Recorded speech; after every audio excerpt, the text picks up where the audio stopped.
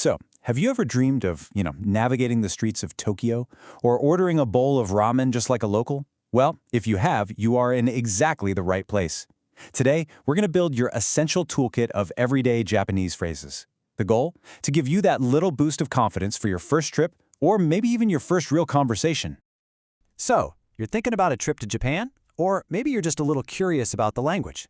I get it. It can seem pretty intimidating at first, but don't you worry. We're going to break it all down into simple, memorable little pieces. By the end of this, I promise you'll have a really solid foundation to build on. All right, here's our game plan. First up, we'll tackle those essential greetings. Your first contact.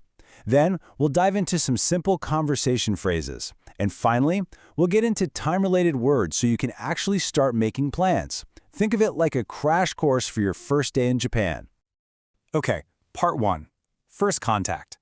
These greetings are the absolute bedrock of pretty much any conversation you'll have in Japan, so let's get them down. First up is the one you almost definitely know already, konnichiwa. This is your classic all-purpose hello that you can use for most of the day. Let's just say it together once. Konnichiwa. Perfect. And here you can see how it works in a real sentence. Konnichiwa, Matsushima-san o genki desu ka? That just means, hello, Mr. or Mrs. Matsushima, how are you? See? It's the perfect, polite way to kick off a chat. Okay, this next one is absolutely crucial. Hajime mashite. Now, you only use this phrase the very first time you meet someone. It literally translates to something like, this is a beginning, which, if you ask me, is a pretty cool way to say, nice to meet you. These three right here, this is your politeness power pack. Sumimasen is incredibly versatile. It can mean excuse me to get attention, sorry for a tiny mistake, or even thank you in some situations. Then you have arigato for thank you and gomen nasai for a more direct I'm sorry. You'll be using these constantly, trust me. And now for the absolute fundamentals.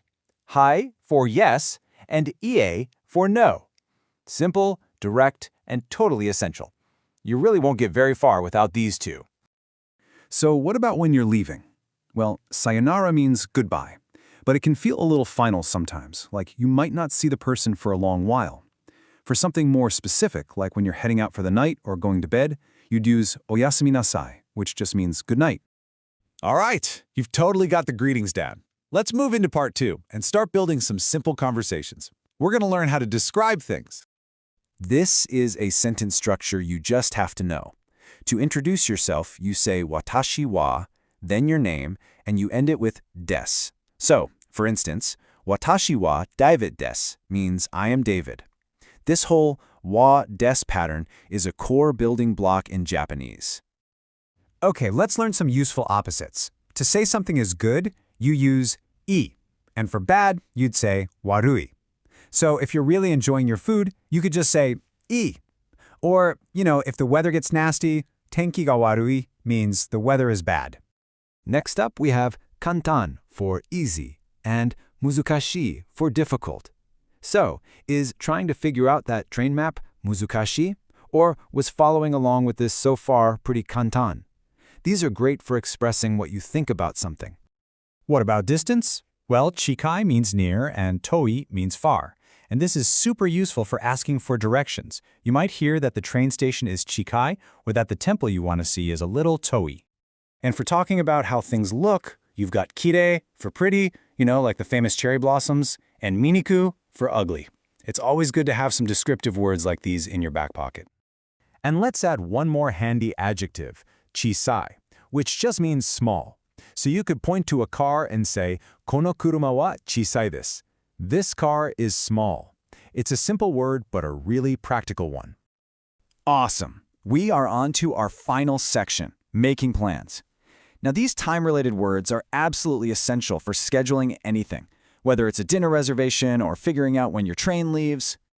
So, this slide lays out the 3 most important time words you need to know.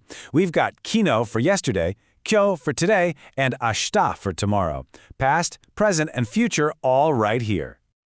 Now, let's break time down a bit more. We have byo for a second and fun for a minute. And here's a really important distinction. Jikan means hour, as in a length of time like a 2-hour movie. But ji means o'clock, as in sanji, or 3 o'clock. See the difference? And of course, the days of the week. Let's run through them really quick. We have getsuyobi, kaiyobi, suiyobi, mokuyobi, kinyobi, doyobi, and nichiyobi. And here's a fun little tip. Many of these are named after elements and planets. Like Getsu is the moon, so it's Moon Day, Monday. And Ka is fire, for Fire Day, Tuesday. Pretty neat, huh? Knowing these will make scheduling a total breeze. And just like that, you've just learned over 40 new words and phrases. I mean, think about that for a second. In just a few minutes, you've built a real, functional vocabulary to start with. That is some fantastic progress. So we'll leave you with a question.